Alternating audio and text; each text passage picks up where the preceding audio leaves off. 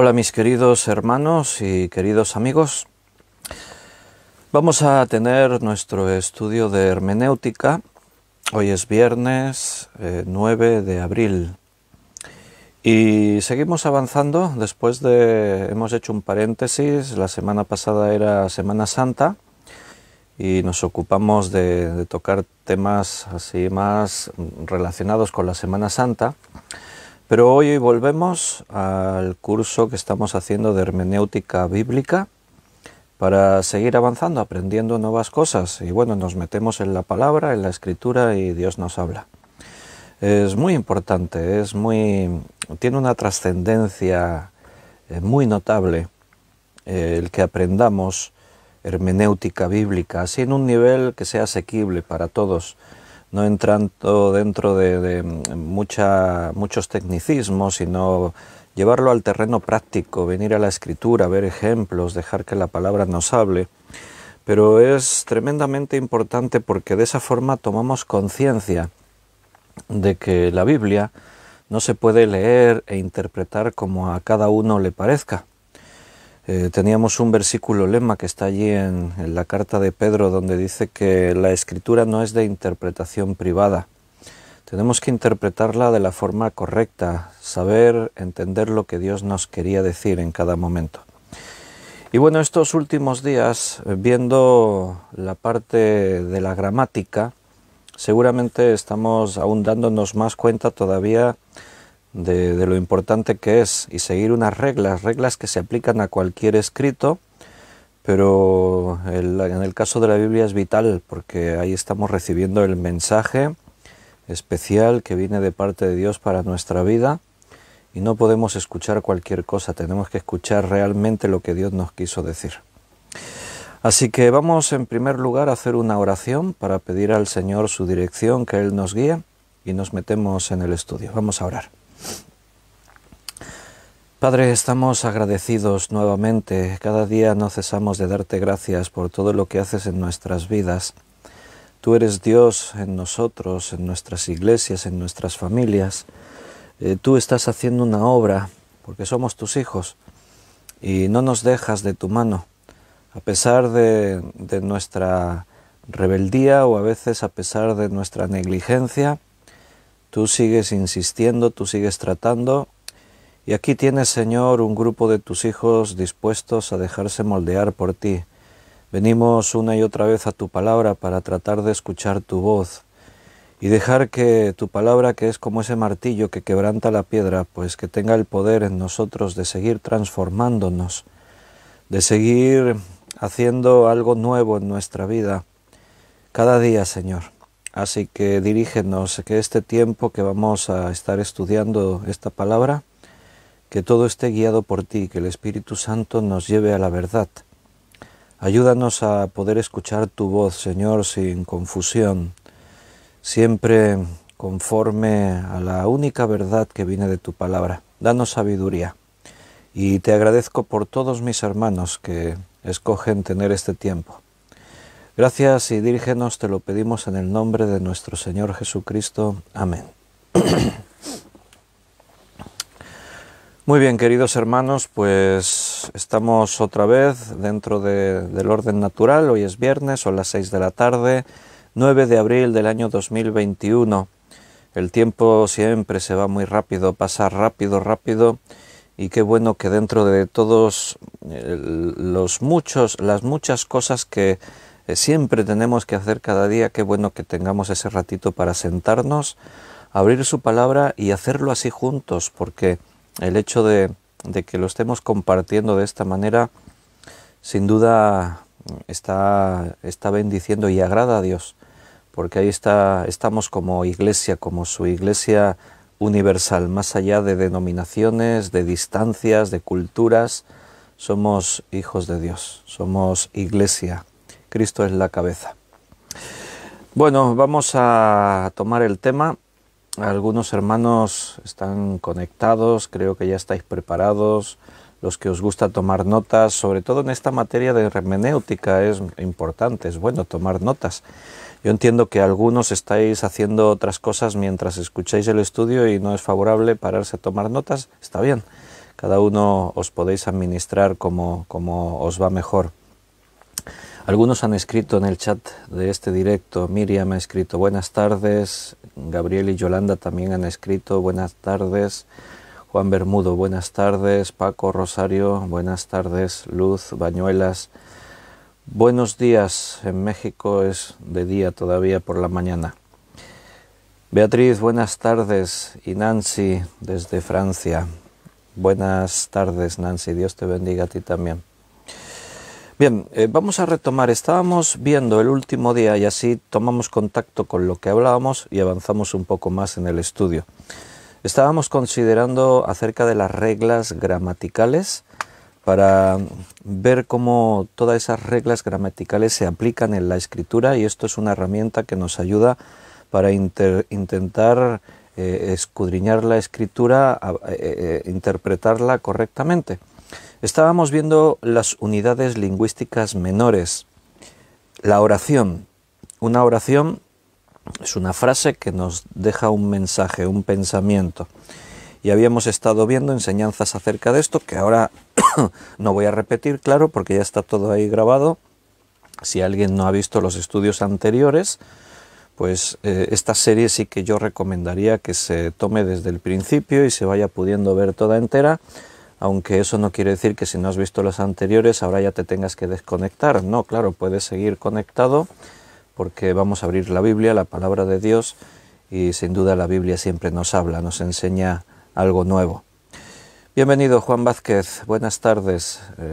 Siempre comento los que escriben aquí, no puedo ver uno por uno todos los que están conectados, pero bienvenidos a todos, claro, sin duda, y sé que muchos estáis ahí cada día sin falta. Vamos a ver un ejemplo de unidades lingüísticas menores y pasaremos a ver las unidades lingüísticas mayores. Bien, yo he dicho que las menores son las oraciones.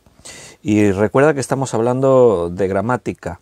Lo digo porque los evangélicos, cuando oímos oración, decimos, vamos a hablar de oraciones. Pues ya nosotros pensamos que es cuando le hablamos al Señor. Señor, te voy a hacer una oración. No, Señor, no, oraciones gramaticalmente. Una oración normalmente es lo que va desde un punto aparte a un punto y aparte, que es un conjunto de palabras que dan un mensaje.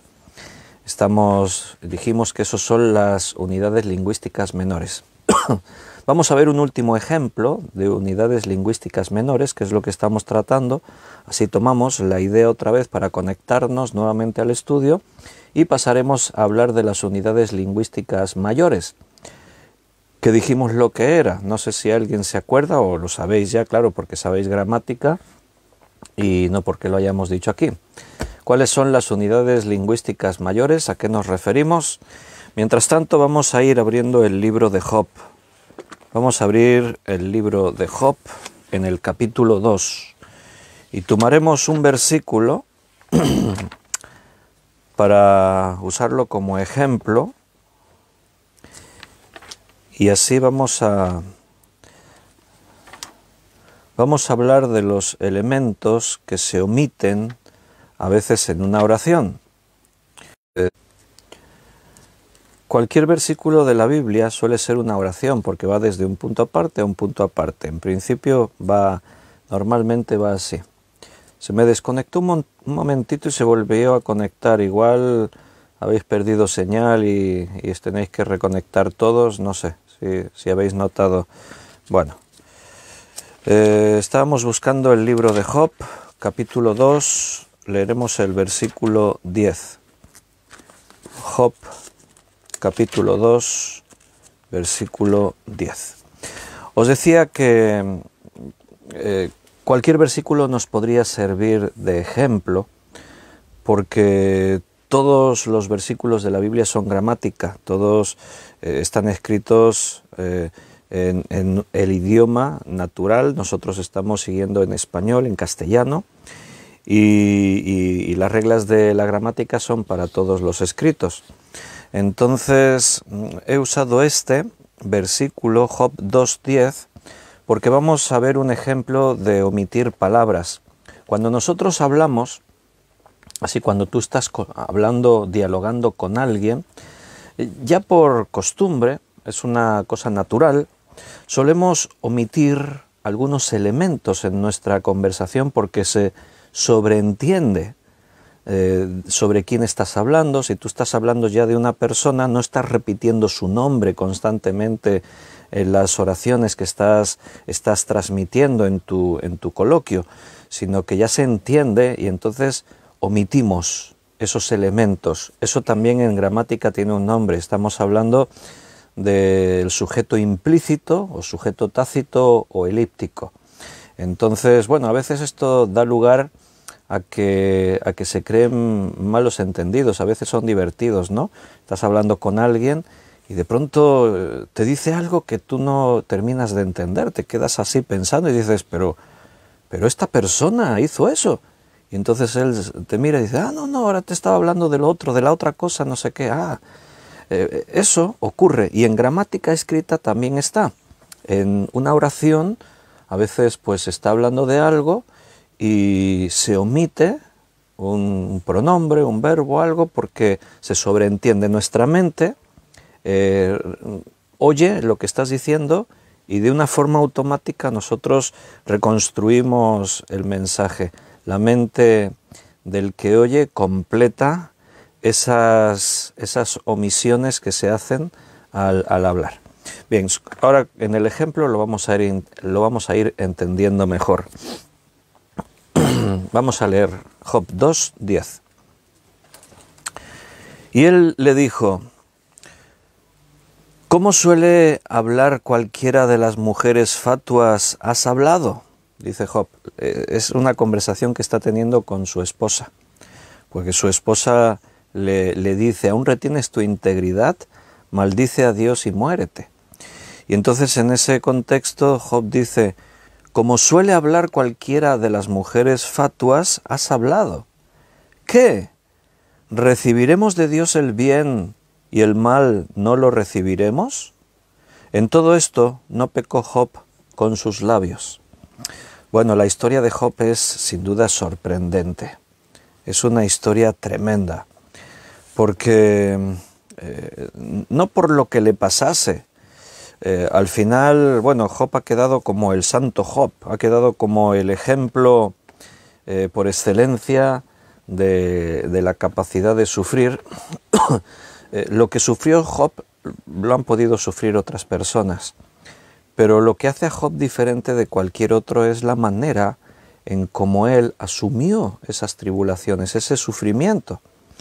Es muy chocante que en medio de tanto sufrimiento él tenga que argumentar y tenga que defender a Dios delante de las otras personas, incluso su propia esposa, que ella pues entendemos que está sufriendo también juntamente con Job. Lo que Job ha perdido también lo ha perdido ella.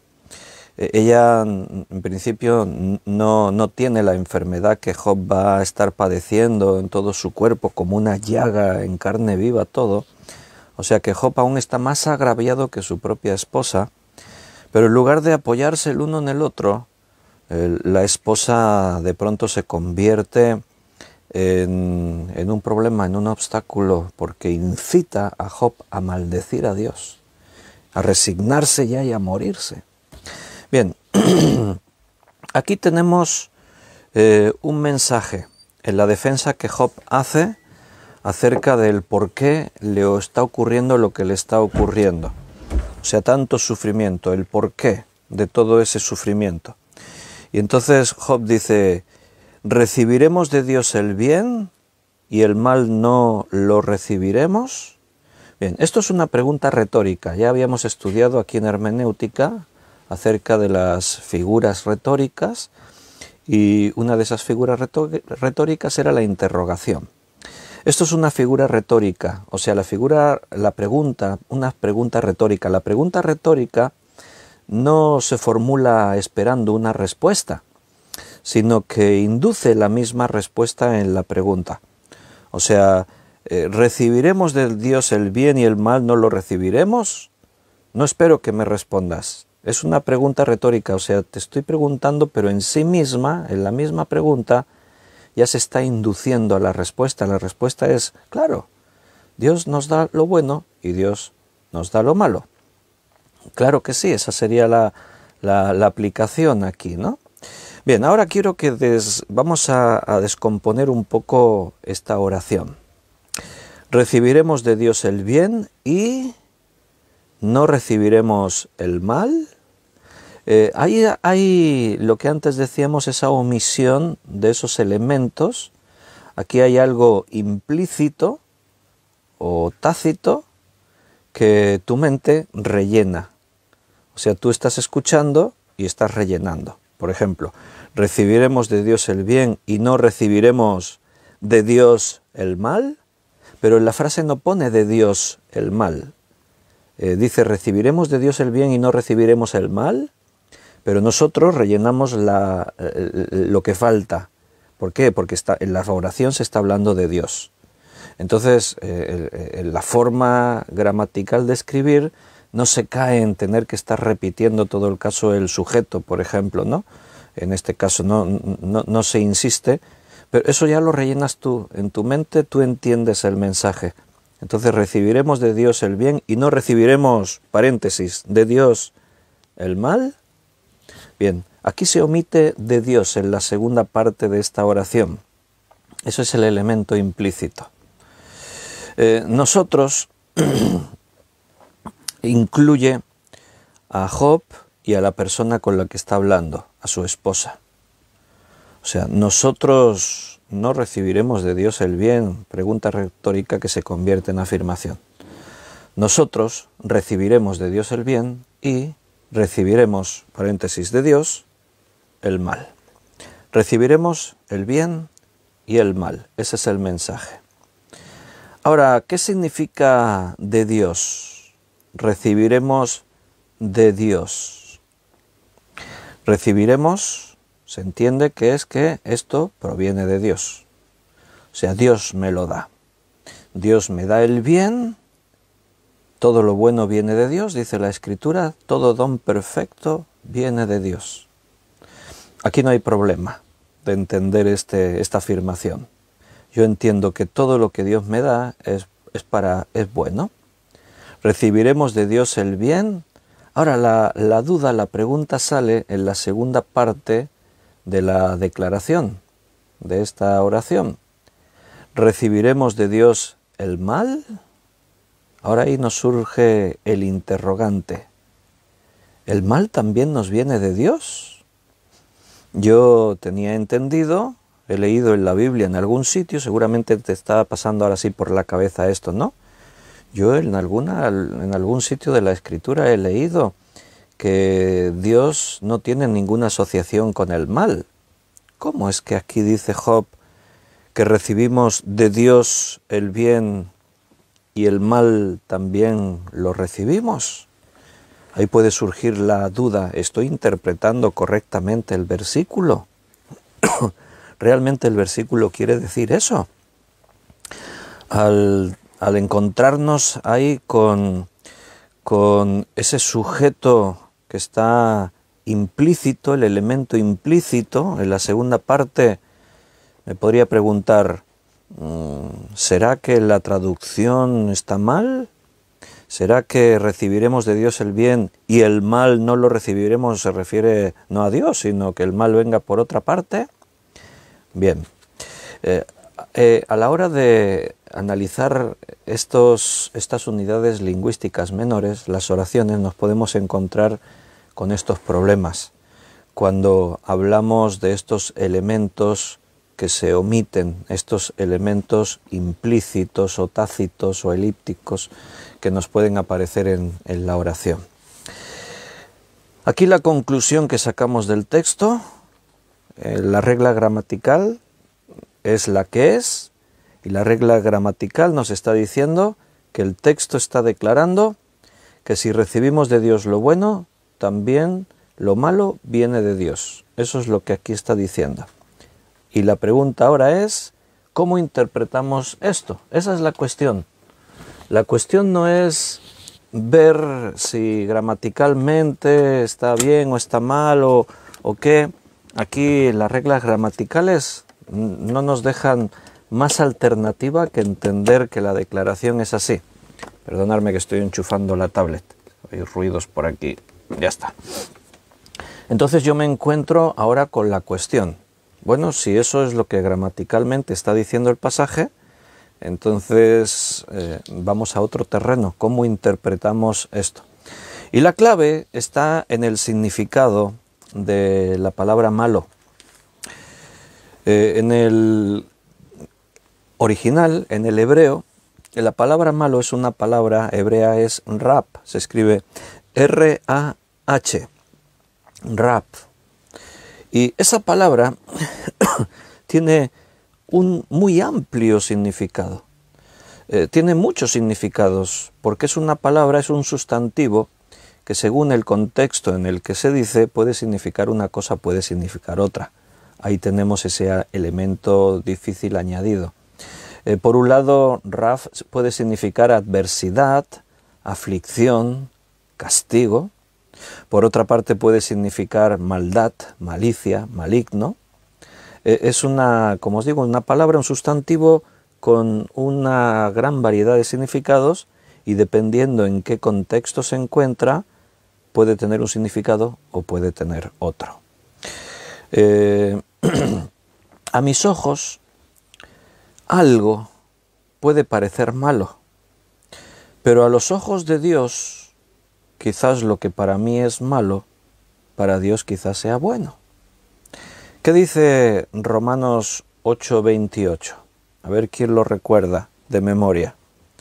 Creo que no necesitamos ni buscarlo, porque creo que una gran mayoría se aprendieron de memoria este versículo. ¿Por qué? Porque es un versículo que nos alienta, porque todos atravesamos tribulaciones, todos sufrimos muchas veces cosas malas en nuestra vida, pero de pronto encontremos una perla de esas que tiene la Escritura que nos ayuda a ver el sufrimiento, la tribulación, las pruebas, las pérdidas desde otra perspectiva, con otros ojos. Dice Romanos 8:28 que a los que aman a Dios, todas las cosas les ayudan a bien. Eso es lo que dice Romanos 8:28. Los que aman a Dios, todas las cosas les ayudan a bien. Entonces, lo que para mí puede ser algo malo,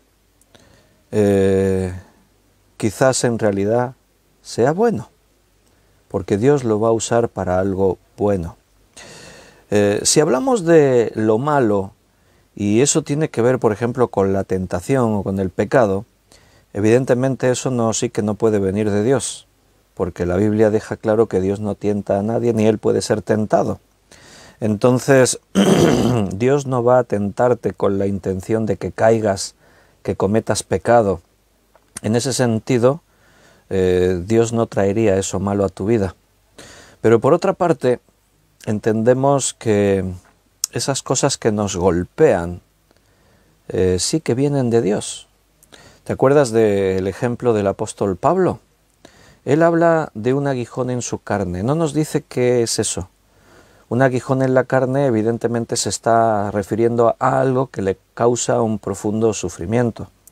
El pensar en un aguijón, por ejemplo, de un escorpión, que es lo que se supone que Pablo tiene en mente cuando dice eso, del aguijón en la carne.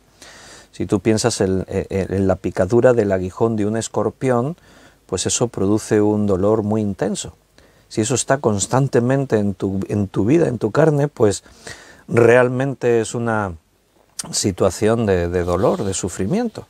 Y Pablo dice que le pidió 3 veces a Dios que se lo quitara. Interesante que fuesen 3 veces. Quizás por su costumbre judía de tener unas prácticas en las oraciones, quizás porque si le pido una vez y igual no es suficiente, se lo pido 2 y espérate que le pido 3. Pero evidentemente a las 3 veces él llegó a asumir, a aceptar que Dios le decía: bástate mi gracia, en tu debilidad se perfecciona mi poder. Entonces él aún describe un poco más, según su entendimiento, el por qué tiene ese aguijón en la carne. Ahora él está diciendo que para que no me llegase a vanagloriar, para que no me enaltezca a mí mismo, se me ha dado ese mensajero de Satanás que me abofetee. Entonces él está reconociendo que eso, entre comillas, malo que tiene en su vida, en su carne, en realidad es bueno, es para bien, porque es algo en lo que él se siente débil, pero es necesaria esa debilidad para que entonces él sea fuerte. Y en esa debilidad se perfecciona el poder de Dios. Entonces, cuando Job está diciendo esto, él está haciendo una afirmación, y esa afirmación es así, tal cual. Gramaticalmente es lo que la Biblia nos está enseñando. Recibiremos de Dios el bien y el mal también lo recibiremos. Es lo que quiere decir esta pregunta retórica. Entonces, ¿hay cosas malas que vienen de Dios también? Bueno, en esta forma de interpretarlo. Como hemos dicho, de Dios no te va a venir, por ejemplo, el pecado o la tentación para que peques, porque eso es malo. Pero el concepto malo es relativo. Para nosotros, algo puede ser malo, pero Dios usa lo malo para bien. Entonces lo malo ya no es malo, ahora es bueno.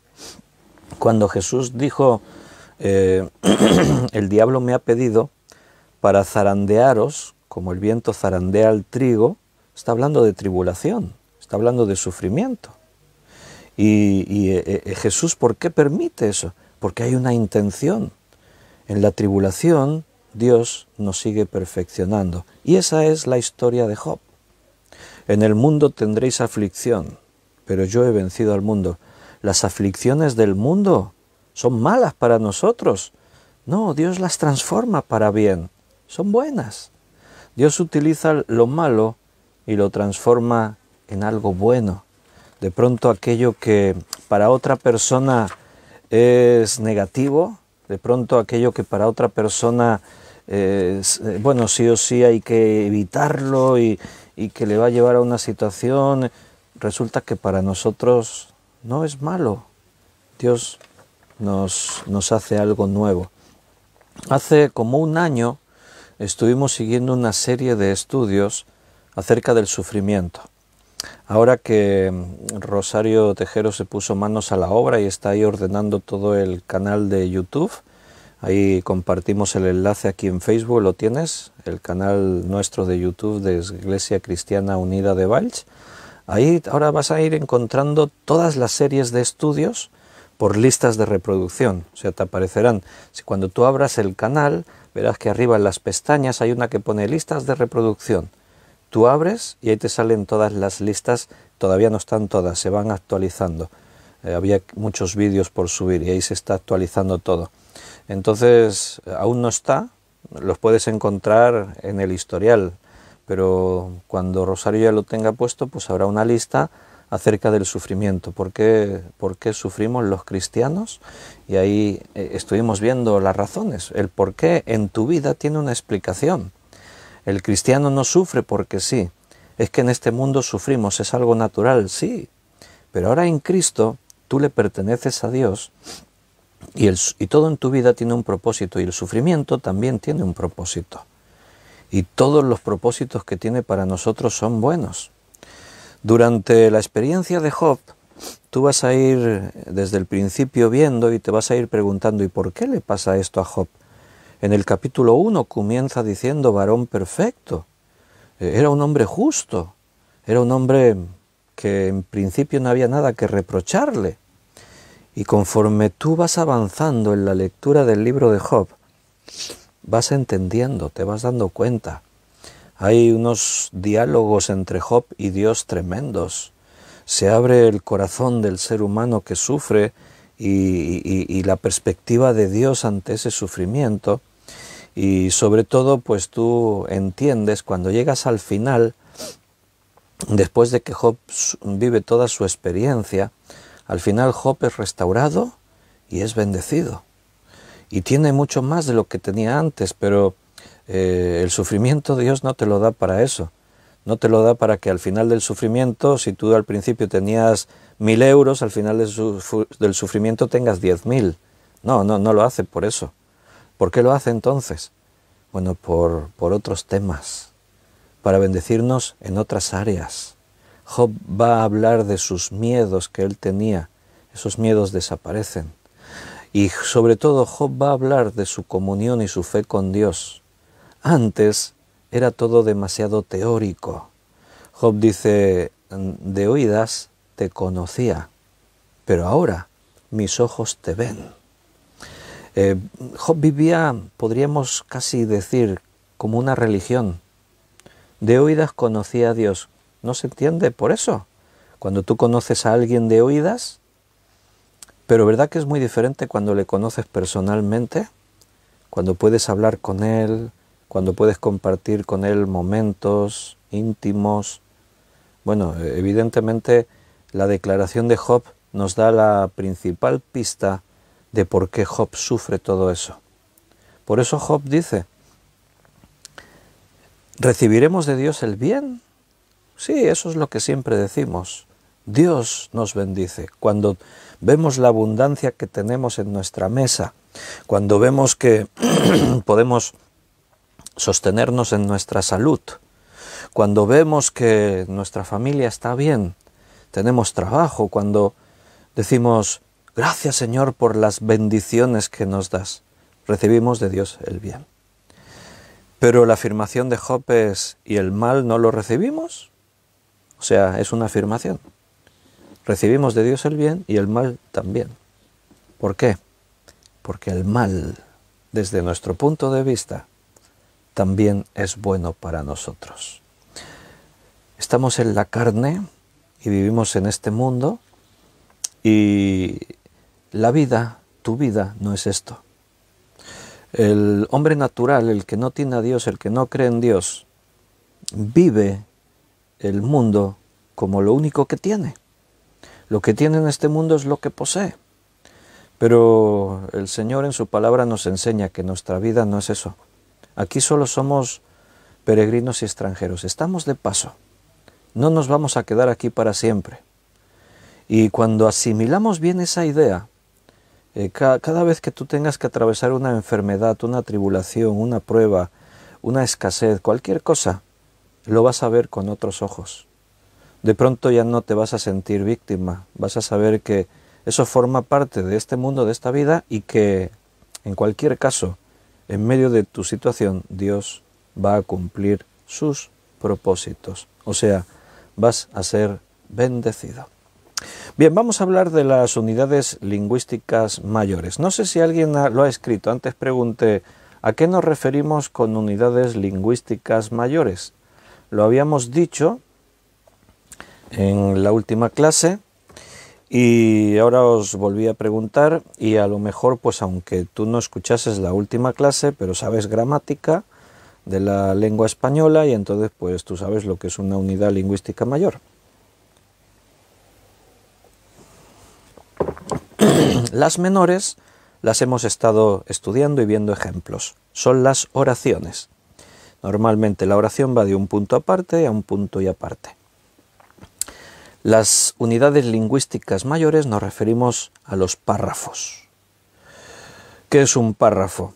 Bueno, un párrafo es la reunión de varias oraciones para transmitir un argumento. Eso viene a ser un párrafo. La oración transmite ideas completas. Una frase no es una oración. Una frase puede estar formada con 3 palabras, 4. Por ejemplo, el otro día poníamos el ejemplo, día de reposo. Eso es una frase, pero no me da un mensaje, no me transmite una idea completa. Día de reposo, sí, pero ¿qué? Ahora, si yo digo, en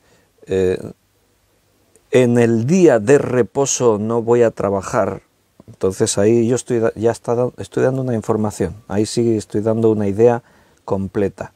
Un párrafo está compuesto por varias oraciones. Cada oración tiene una idea completa, pero el párrafo me lleva a comprender un argumento. Todas esas oraciones que contienen ideas completas están relacionadas entre sí porque la intención es llevarme a el desarrollo de un argumento. Y para desarrollar un argumento no me basta con una sola oración, necesito tener más oraciones. Necesito tener todos esos argumentos que se elaboran articulando las oraciones, y con esos pensamientos que se transmiten a través de una oración, en el párrafo yo voy a tener una idea completa compuesta de todas esas oraciones, las declaraciones que hacen las oraciones, y entonces yo tengo ya un tema, una idea completa. He podido desarrollar todo un argumento. Por ejemplo, en el estudio bíblico nosotros hacemos eso. Los martes estamos estudiando Hechos de los Apóstoles. Hechos es un libro completo. Ese libro está formado por capítulos. Los capítulos están formados por párrafos.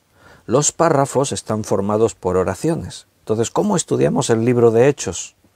Bueno, nosotros estamos usando un sistema, y es lo que llamaríamos un análisis. Estamos viéndolo todo, no tenemos prisa, analizando todo.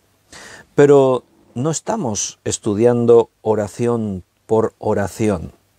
No, los que seguís el estudio de los martes, de Hechos, pues si ahora lo piensas te das cuenta de eso, dices, así es verdad, se está haciendo así. Vamos viendo bloques, normalmente son párrafos lo que estamos siguiendo cada semana. Nos detenemos en un párrafo y dentro de ese párrafo quizás nos detengamos a ver algunas oraciones en concreto, pero no vamos oración tras oración, es más por un sentido temático.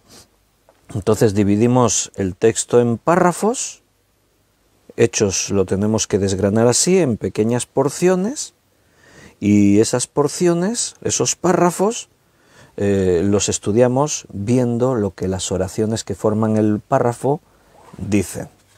Y así tenemos una forma ordenada de poder ir estudiando, sobre todo en un caso así, cuando nos dedicamos a hacer un estudio de un libro.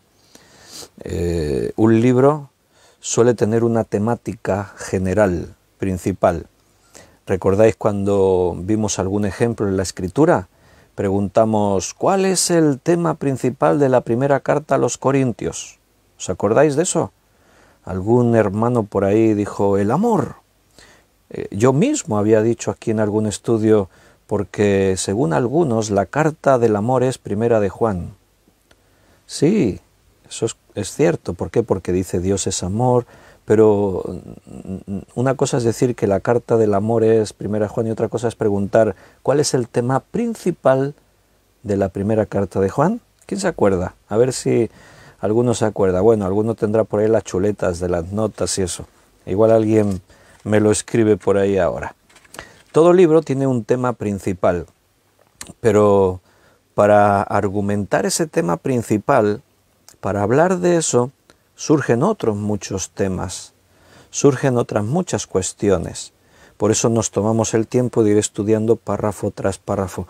¿Cuál es el tema principal del libro de los Hechos? Bueno, es un libro de historia, un libro histórico. Y el principal motivo de Hechos es contarnos el comienzo de la Iglesia y cómo se desarrolló en los primeros años la Iglesia. Ese es el tema principal. Claro, al hablar de la inauguración de la Iglesia, su crecimiento, su establecimiento, ahí surgen muchos temas, que es lo que estamos viendo. En los acontecimientos, los creyentes predican, hay la sanación de un cojo, eso provoca la reacción de la multitud, pero también de los líderes religiosos del momento, que les prohíben que prediquen más en el nombre de Jesús. Entonces ahí nos van saliendo temas que nos están mostrando cómo nace la Iglesia y cómo era la Iglesia del primer tiempo, y todas esas experiencias que ahí se nos están contando, pues ahora nos enriquecen a nosotros, nos bendicen a nosotros. Bueno, Juan, ¿os he acordado o ha mirado la chuleta? La primera carta de Juan, el tema principal es la seguridad de la salvación. Correcto, porque ahí se plantea, se habla del amor, pero el amor se usa como ejemplo para que tú estés seguro de tu salvación. Se va a decir, si alguno dice que ama a Dios y aborrece a su hermano, es un mentiroso. Porque el amor a Dios pasa por el amor a tus hermanos. No puedes amar a Dios y aborrecer a los que comparten a tu lado. Se habla de la práctica del pecado. Se va a decir que ningún verdadero hijo de Dios practica el pecado. Se nos aclara, pecar sí pecamos. Pecar aún cometemos algún error. Aún cometemos fallos, pecamos. Pero puntualmente, no como práctica. Bien, se ha acordado, Juan, te creo, Juan, se ha acordado. Mira, te voy a enseñar un dibujo, aunque lo vais a ver, las letras os aparecen invertidas a vosotros, porque como tengo la cámara mirando hacia mí, si no, no vería yo lo que sale en pantalla. Entonces, yo me veo como reflejado en un espejo, que es lo que vosotros veis ahora. De todas formas, como esto lo tengo en el ordenador, os lo voy a poder compartir luego como un archivo de texto ahí en el Facebook. Esto se le llama el círculo de la hermenéutica bíblica. Esto es el círculo de la hermenéutica bíblica. Aunque las palabras os salgan al revés, se pueden entender, ¿verdad? Partimos del centro, que es lo que hemos estado estudiando en las últimas clases. Partimos del centro, la palabra.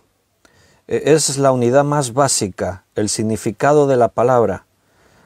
Por ahí empezamos. Cuando tenemos una palabra, ya tenemos interpretación. Si tú lees sábado, por ejemplo, bueno, pues tú ya te sabes que te está refiriendo a un día de la semana. Pero una sola palabra no nos da un mensaje. No sabemos qué quiere decir. Una palabra unida a otras tampoco nos da un mensaje. Seguimos hablando de palabras. Día de reposo, eso no nos da un mensaje. Nos está hablando de una cosa concreta. Entonces en el círculo pasamos al siguiente nivel de interpretación, que es la oración. La oración ya es una idea completa. Dentro de la oración ya podemos hacer un análisis, pero no nos quedamos ahí, pasamos al párrafo, sería el siguiente círculo de la interpretación bíblica. Ahora las oraciones nos dan un mensaje completo del párrafo. Las oraciones que forman ese párrafo nos llevan a una serie de argumentos que nos van dejando ya un mensaje mucho más completo. Pero no nos quedamos ahí, porque todos los párrafos en la Biblia están dentro de capítulos. Y el lugar que ocupa el párrafo está de alguna forma haciendo un argumento más amplio, un argumento total que el capítulo tiene. Y no nos quedamos en el capítulo, vamos un poquito más allá, porque el capítulo está dentro de un libro. Y cada capítulo tiene una función dentro de la totalidad de ese libro. Es el desarrollo de un tema central, como antes Juan ha dicho. El tema de primera de Juan es la seguridad de la salvación. Juan tiene pocos capítulos, pero cada uno de esos capítulos está formado por párrafos, los párrafos por palabras, por oraciones, las oraciones por palabras, y todo eso está sirviendo para ir argumentando en torno a ese tema principal. Pero aún podríamos decir algo más, irnos al círculo más amplio, que en este sentido es decir que cada libro completa la unidad total que es la Biblia. Y la Biblia sigue teniendo un tema central. Fíjate cuántos temas hay dentro de la Biblia. Hablamos de la vida y de la muerte, hablamos de profecía y de escatología, hablamos del sufrimiento, hablamos de la salvación, hablamos de un montón de cosas, pero hay un tema central. Si os preguntase así de pronto cuál es el tema central de la Biblia, ¿qué me diríais? Rosario dice, se ve en espejo, sí, ¿no? Es lo que os acabo de decir antes. Que como tengo la tablet con la cámara hacia mí, porque si no, no veo lo que sale en pantalla, ni sé si se corta o no se corta la retransmisión y eso, pues aparece como en un espejo. Después yo os dejo Lo que os he enseñado os lo comparto como archivo por si lo queréis tener entre vuestras notas, pero es fácil, tú mismo lo puedes dibujar, ¿vale? ¿Cuál es el tema principal de la Biblia? ¿Te atreverías a decir uno? Un tema principal. Hay muchos temas, pero el principal, el clave, el importante.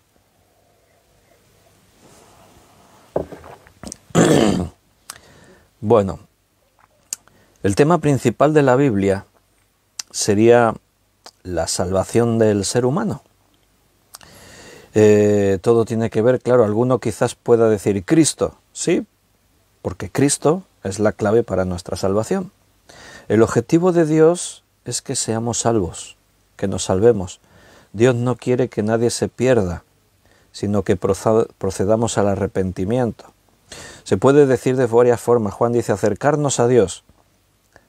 Bueno, nos acercamos a Dios, pero ¿con qué propósito? O sea, el propósito de salvarnos. Ese sería el tema central. Entonces, esa es la estructura de la hermenéutica. Por eso nosotros decimos que todo está dentro de un contexto. Cada palabra, cada oración, cada párrafo, cada capítulo, cada libro está en el contexto de toda la Escritura. Hay un mensaje único. La Biblia no se contradice. A veces tú encuentras en un sitio un texto y te quedas así pensando, ¡ay!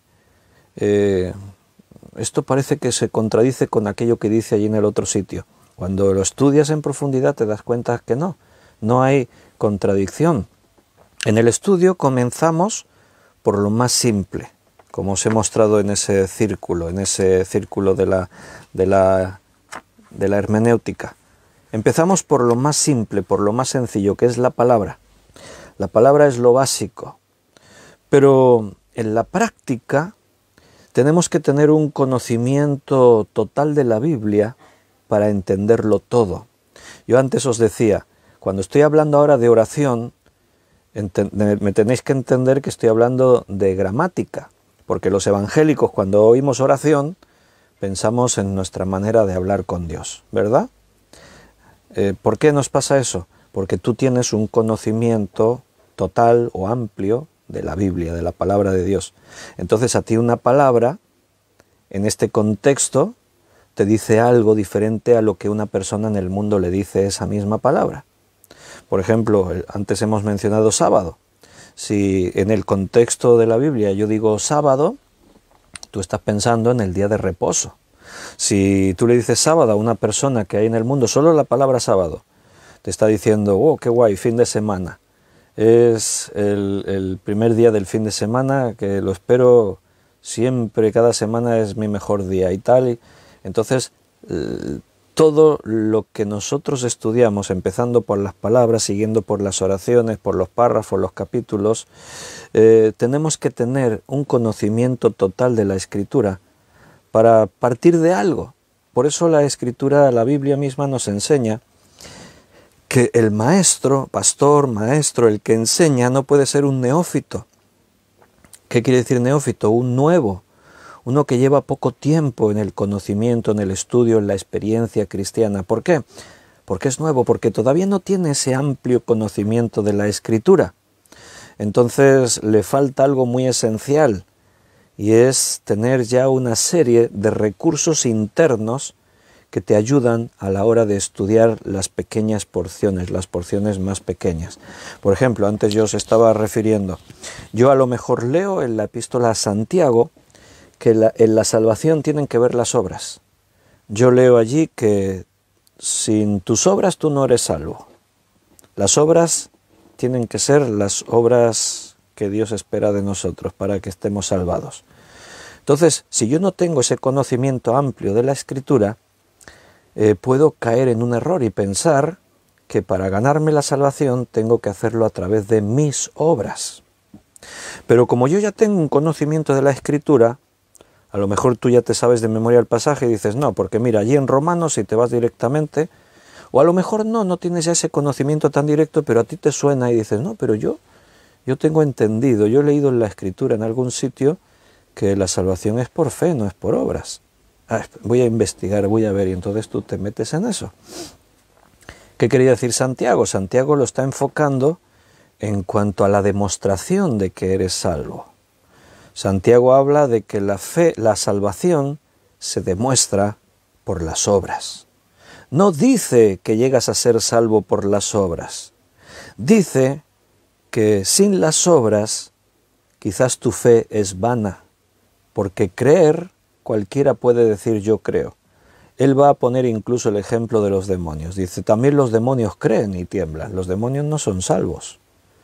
O sea, uno puede creer y no por creer ser salvo. Solo hay una forma correcta de creer que te lleve a la salvación. Entonces Santiago hace el énfasis en eso. El énfasis en que, ¿cómo sé yo que soy salvo o que tú eres salvo? Por las obras, como dijo Jesús, por sus frutos los conoceréis. Una higuera da higos. Si tú dices que eres salvo, solamente puedes producir los frutos correctos, correspondientes a tu salvación. No puedes decir soy un manzano y estar dando peras. No puedes decir soy cristiano y estar haciendo las obras del diablo o de una persona que no creyó. Entonces Santiago hace el énfasis en eso. Pablo hace el énfasis en que la salvación viene por la fe, no por obras para que nadie se gloríe. Nosotros somos salvos por creer, no por méritos personales. Para llegar a esa conclusión necesito tener un conocimiento amplio de la Escritura, porque si yo solamente me quedo con una porción, puedo caer en el error de estar quedándome con una interpretación equivocada. De ahí que llegamos a esa conclusión, un texto sin su contexto es un pretexto. Ahora imagínate que tú quieres predicar sobre ese versículo que antes hemos usado de ejemplo, Job, capítulo 2, versículo 10. Bien, quieres predicar o dar un estudio sobre eso. ¿Por dónde empiezas? ¿Qué es lo primero que tendrías que hacer? Lo primero que tendrías que hacer es leerte el libro de Job de una forma completa. Esta tarde en el seminario vamos a comenzar estudiando la epístola a los Hebreos. Lo que yo les voy a decir a los alumnos que vienen al seminario esta tarde, lo primero que les digo siempre, si estamos estudiando así, libros completos en la Biblia, es os tenéis que leer la epístola totalmente. Es que yo ya me la leí una vez, hay que volver a leérsela. Si es posible, no solo una vez, 2 veces. Y sería bueno leerla en Reina Valera y leerla en otra versión de la Escritura. Si tú quieres predicar sobre Job 2:10, lo primero que tienes que hacer es leerte el libro completo de Job y dividir el libro en párrafos. Entonces, a partir de ahí, tú tienes una línea. Ahora tú entiendes este versículo, ¿por qué dijo esto Job? Si no, no sabes que él está sufriendo todo lo que está sufriendo y no sabes que aún lo malo, como antes decíamos, Dios busca en ello bendecirle. Aún lo malo también viene de Dios. Es un asumir de parte de Job de que toda nuestra vida está en sus manos y Dios nos da lo bueno pero también lo malo. ¿Con qué propósito nos da lo malo? Pero para poder predicar sobre este versículo tienes que conocer la historia completa y todos los argumentos que se van a ir formando a través de esos párrafos y de esas oraciones. Por eso la primera cosa que el cristiano tiene que hacer es leerse la Biblia entera. Si no por orden, no digo que te la estés leyendo por orden, empiezo por Génesis, acabo por Apocalipsis. No, pero sí por secciones. Puedes decir, voy a leerme el Pentateuco, voy a leerme los Evangelios. Un recién convertido, siempre el principal consejo es, empieza leyéndote la Biblia por los Evangelios. En principio cualquiera. A mí me gusta Juan o Lucas, pero léete primero los Evangelios. Después puedes seguir por Hechos, pero yo te diría vete a las cartas de Pablo, empieza por Romanos. Y así, ¿no? Ir ampliando. Después ya, cuando ya tienes un conocimiento en el Nuevo Testamento, vete al Antiguo. Eso que vamos a estudiar en el seminario, Hebreos. Si tú no estudias Hebreos, te quedas sin entender muchas cosas del Antiguo Testamento. Necesitamos Hebreos para discernir algunas de las cosas que en el Antiguo Testamento se hacían. En el párrafo es cuando más se aplica eso que os acabo de decir. Un texto sin su contexto es un pretexto. Es un párrafo, está compuesta por oraciones. Si yo cojo una oración fuera del párrafo, puede decir todo lo contrario a lo que quería decir el autor. Un párrafo está compuesto por diferentes oraciones. Yo no puedo sacar oraciones fuera del párrafo. Eso es sacar algo de su contexto, un texto de su contexto. Por ejemplo, un predicador una vez utilizó una oración que dice: en las manos del Dios vivo. Ahora os doy la cita y lo podemos ver. Quizás algunos ya sabéis el versículo entero de memoria y sabéis en qué libro está. Pero ese hermano, ese predicador, tomó esa frase. Así estuvo todo el rato en su mensaje repitiendo: en las manos del Dios vivo.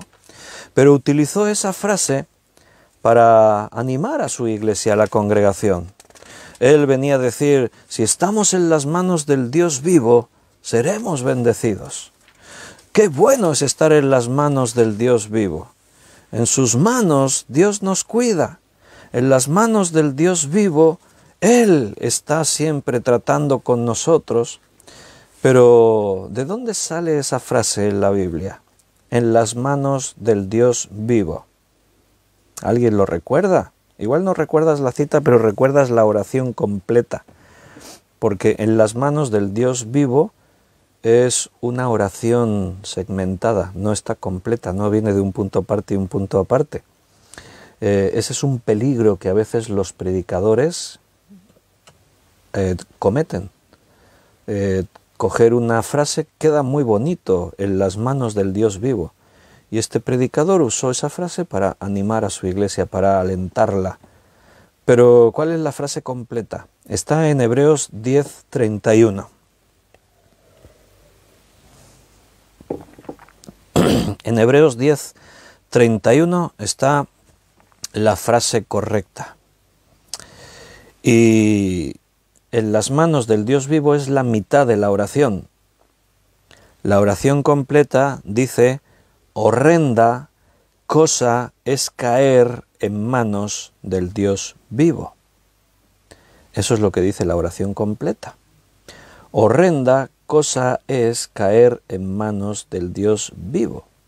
Entonces, utilizar la frase en las manos del Dios vivo para animar a mi congregación: si estamos en las manos del Dios vivo, estamos bendecidos.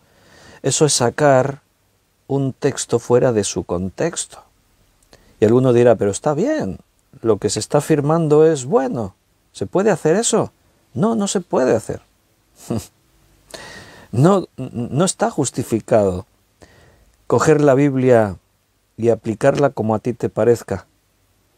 Para eso hacen falta reglas de interpretación. Además, tus enemigos te van a decir: mira, ¿tú de qué hablas de que manipulamos la Biblia si tú también lo haces? No, sí, pero es que mi intención es buena. Y ellos te van a decir: la nuestra también es buena. Es demostrar que la Biblia es falsa y que mis argumentos y tal.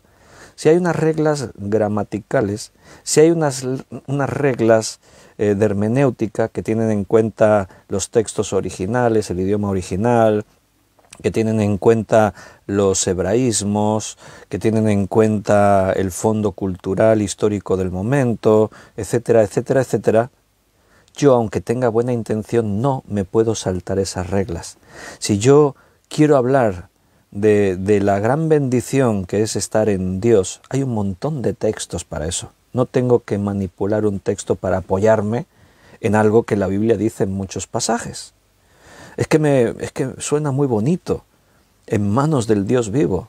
Hombre, sí, así con la oración rota suena bonito. Pero cuando el texto se escribió quería decir otra cosa. Horrenda cosa es caer en manos del Dios vivo.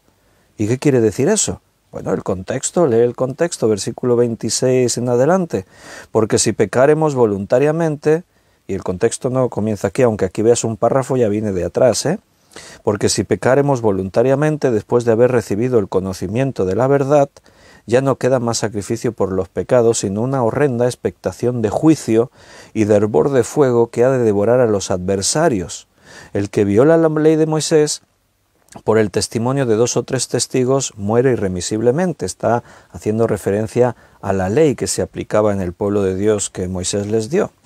¿Cuánto mayor castigo pensáis que merecerá el que pisoteare al Hijo de Dios y tuviere por inmunda la sangre del pacto en la cual fue santificado e hiciere afrenta al Espíritu de gracia? Pues conocemos al que dijo: mía es la venganza, yo daré el pago, dice el Señor, y otra vez el Señor juzgará a su pueblo. Horrenda cosa es caer en las manos de un Dios vivo. ¿Se entiende ahora en el contexto? Si tú dices yo soy cristiano y resulta que pecas voluntariamente, sin importarte lo que estás haciendo, bueno, en realidad lo que estás haciendo es pisotear la sangre de Cristo. Bueno, pues no esperes que se te reciba en la eternidad así: oh, querido, ven aquí a mis brazos y tal. No.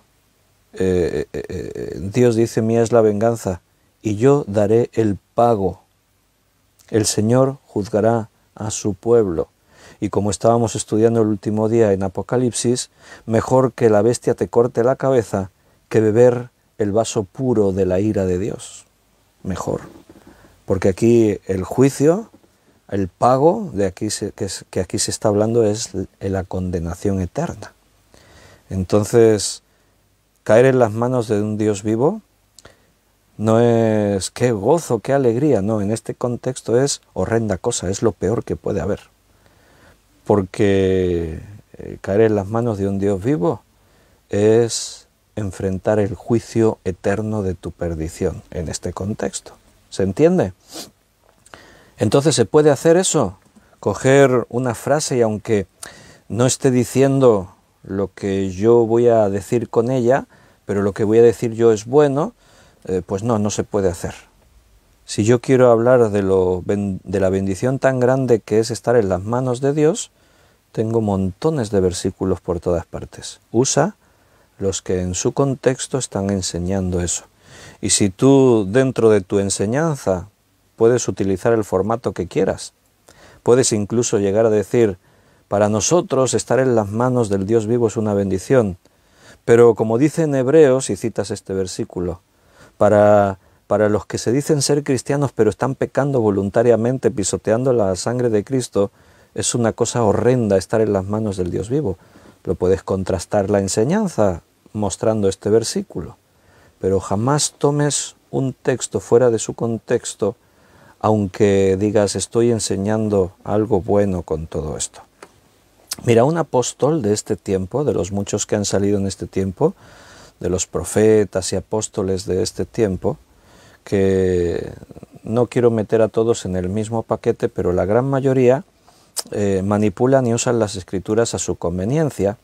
Y uno de estos, que estaba precisamente predicando en el país, en Colombia, aquí entre nosotros tenemos a algunos colombianos escuchando, pues este apóstol estaba predicando en Colombia y utilizó un texto de aquí de Hebreos, el capítulo 12, versículo 1, utilizó este versículo, a ver si adivinas para qué lo usó. Por tanto, nosotros también, teniendo en derredor nuestro tan grande nube de testigos, despojémonos de todo peso y del pecado que nos asedia, y corramos con paciencia la carrera que tenemos por delante. ¿Para qué creéis que utilizó este versículo? Yo ya os he dado pistas. Uno de los apóstoles de este tiempo que utilizan la Biblia a su conveniencia, cogen textos fuera de contexto para dar el mensaje que ellos quieren. ¿Para qué creéis que utilizó este versículo? Y no es broma, lo hizo de verdad. O sea, digo que no es broma, que lo hizo de verdad, porque cualquiera cuando sabe lo que hizo dice: no hombre, no, eso es broma, no puede. Lo hacen, y descaradamente. Pues utilizó este versículo para recoger la ofrenda. Para recoger la ofrenda usó este versículo. ¿Cómo se llama la moneda que se usa en Colombia? En otros países en Sudamérica igual también, pero en este caso concreto era en Colombia.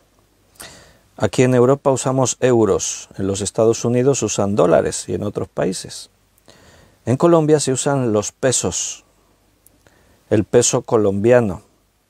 Y este apóstol, qué listo, va a levantar la ofrenda y les lee este versículo. Por tanto, nosotros también, teniendo en derredor nuestro tan grande nube de testigos, despojémonos de todo peso. Despójate de tu dinero, tráelo al altar. Así te dice la Biblia, que te despojes de tu dinero. Despojémonos de todo peso. ¿A que suena a broma? ¿A que suena a chiste?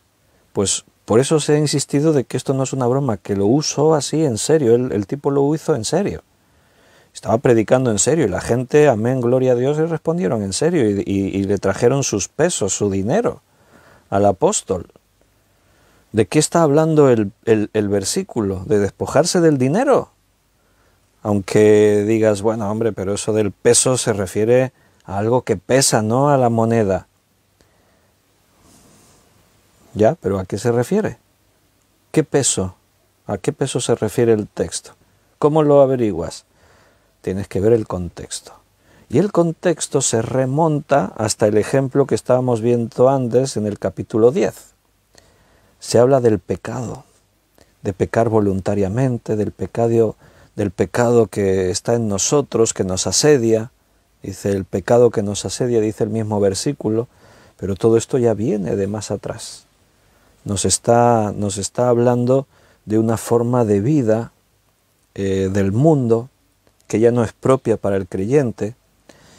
Si eres hijo de Dios ya no puedes ser esclavo, no puedes llevar esa mochila en tu espalda que pesa muchísimo y te impide correr la carrera. El autor de Hebreos está utilizando una forma metafórica de ilustrar una enseñanza espiritual muy buena. Está hablando de correr la carrera y un atleta, tú te lo imaginas corriendo una carrera y te lo imaginas con peso y dices, no puede correr una carrera con peso. Imagínate un corredor de velocidad o de resistencia corriendo con una mochila en su espalda con 20 kilos, con 30 kilos de peso. No tiene nada que hacer, no puedes correr una carrera con peso. Pues despójate de ese peso, no del dinero, pero ¿a dónde llega el descaro de algunos predicadores que toman cualquier texto como les parece a ellos para argumentar su propia idea, su criterio? Les da igual que en el contexto diga una cosa o diga otra. Este versículo me va bien. Y tienen labia, tienen convicción. Y está ahí la predicación como hizo este. Y hermanos, Dios te quiere bendecir, pero para que Dios te bendiga tienes que demostrarle que para ti el dinero no es más que lo básico para no sé qué y no sé cuántos. Y mira lo que dice aquí, que te despojes de todo tu peso, del peso. Despójate de tu dinero, tráelo al altar, dámelo a mí, ya llevaré yo el peso. Es lo que están diciendo. No tienen vergüenza, o sea, son unos descarados. Y los que escuchan y participan no tienen menos culpa que ellos, porque entran dentro de ese juego. Alguno dirá, bueno, pero los engañan, ¿no? Pobrecitos, están engañados. Sí, pero ahí hay una parte en la que tú te dejas engañar. Porque, a ver, este versículo teológicamente no tiene mucho que interpretar. Por tanto, nosotros también, teniendo en derredor nuestro tan grande nube de testigos, despojémonos de todo peso y del pecado que nos asedia y corramos con paciencia la carrera que tenemos por delante. Y puestos los ojos en Jesús, el autor y consumador de la fe, léete el capítulo anterior, porque fíjate que esto empieza por tanto. Eso te está ligando a todo lo anteriormente dicho. ¿Y qué dice el capítulo 11? Los héroes de la fe, los que cruzaron el mar y taparon bocas de leones, pero también los que fueron aserrados, los que fueron muertos a espada o quemados, etcétera, etcétera. Entonces, el creyente tiene culpa en dejarse engañar también, porque nuestra obligación es conocer la verdad. Tú tienes que tener el criterio para por ti mismo comprobar, como hacían los de Berea, cuando escuchaban al apóstol Pablo en esta nueva enseñanza del Cristo que muere en la cruz y ahora ha resucitado. Y ellos comprobaban en las Escrituras a ver si eso era así o no. Y entonces ellos se sorprendían, pues es verdad, lo que dice Pablo estaba en las Escrituras. O sea, tú no tienes por qué comerte lo que te den así sin más. Es que me lo dijo el predicador este, es que me lo dijo el pastor aquel. Sí, pero lo que oíste es conforme a la Escritura. La única verdad absoluta que existe es la Biblia. Fuera de la Biblia no hay verdades absolutas. Todo es relativo. Puede haber verdades, puede haber mentiras, pero la palabra de Dios es única, es solamente una y no hay más. Bueno, queridos hermanos, pues lo vamos a dejar aquí por hoy. Hemos avanzado un poquito más en la hermenéutica bíblica y si Dios quiere, el viernes próximo seguiremos un poquito más en hermenéutica. No tenemos prisa, así que nos podemos todavía tomar semanas para seguir profundizando, sobre todo así como lo hacemos, viendo ejemplos, metiéndonos en la Escritura, estar ahí disfrutando y recibiendo de lo que el Señor nos tiene preparado en su palabra. Pues un fuerte abrazo para todos. Mañana es sábado y nos veremos a las 9 de la noche, si Dios nos lo permite, naturalmente, para seguir estudiando la palabra de Dios. Mañana sábado, para los que os queréis preparar los cuadernos de las notas, estudiaremos Efesios. Mañana volvemos a Efesios, así que toma tu cuaderno de Efesios para tomar notas o dispón tu corazón para escuchar un estudio de la carta a los Efesios. Pero eso será mañana. Hoy guarda en tu corazón lo que hayas recibido. La palabra de Dios siempre trae fruto a nosotros y sigamos pasito a pasito avanzando y aprendiendo un poco más.